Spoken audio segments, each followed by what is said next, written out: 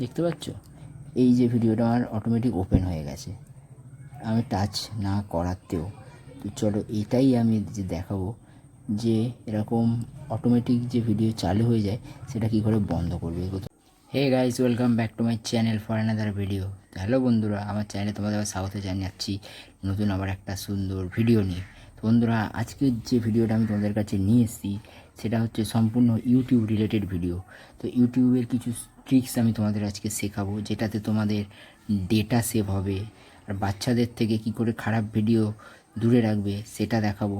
তো চলো কথা আর বলবো না, বেশি কথা পারবো না, চলো লেট স্টার্ট, আমার ভিডিও শুরু করা যাক।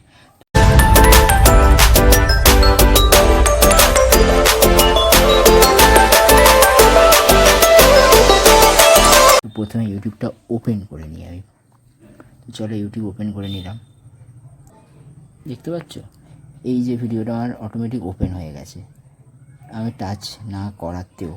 তো চলো এটাই আমি যে দেখাবো যে এরকম অটোমেটিক যে ভিডিও চালু হয়ে যায় সেটা কী করে বন্ধ করবে। প্রথমে তার জন্য চলে যেতে হবে সেটিংসে। দেখতে পাচ্ছি এই ভিডিওটা চালু হয়ে গেছিলো। সেটিংসে যাওয়ার পর জেনারেল যাবে, জেনারেলে যাওয়ার পর যে নিচে দেখতে পাচ্ছ প্লেব্যাক ইন ফিডস বলে যে অপশানটা রয়েছে, এটা ওপেন করবে আর এটাকে পুরোপুরি অফ করে দেবে। তো অফ করার পরে আর এরকম প্লেব্যাক ভিডিও কখনোই অন হবে না যতক্ষণ না তুমি টাচ করে অন করবে। তো এবার যে সেকেন্ড টিপসটা দেখাবো, সেটার জন্য ফের আবার সেটিংসে চলো।